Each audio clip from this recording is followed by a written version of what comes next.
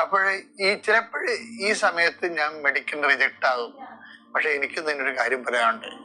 ഞാൻ റിജക്റ്റ് ആയാലും ശരി, എൻ്റെ ജീവിതത്തിൽ എൻ്റെ മുമ്പിൽ വേറെ മാർഗങ്ങളും ഇല്ല. പക്ഷെ ഞാൻ റിജക്റ്റ് ആയാലും ശരി, എനിക്ക് നിന്നോടുള്ള സ്നേഹത്തിന് ഒരു കളങ്കവും ഉണ്ടാകത്തില്ലെന്ന് പറയും. അപ്പോഴെന്താ, ആ ഒറ്റ സംഭവം വളഞ്ഞുപോയ നട്ടല് ആ ഒറ്റ ടെസ്റ്റിൽ നേരെയായി. ഇപ്പൊ സിമ്പിളാണ് ദൈവത്തിന്. പക്ഷെ എന്താ പ്രശ്നം? അതിനകത്ത് അവൾ എന്താ പറഞ്ഞിരിക്കണത്?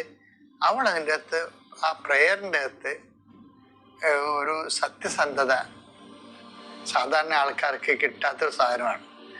അവർക്ക് എന്തെങ്കിലും പ്രാർത്ഥിക്കണത് കിട്ടിയില്ലെങ്കിൽ ദൈവവുമായിട്ടുള്ള ബന്ധം കുറഞ്ഞു വരും. പ്രാർത്ഥന കുറയും, വചന വായന കുറയും, ദൈവത്തോട് ബന്ധപ്പെട്ട ആത്മീയമായ എല്ലാ വിഷയങ്ങളും കുറയും.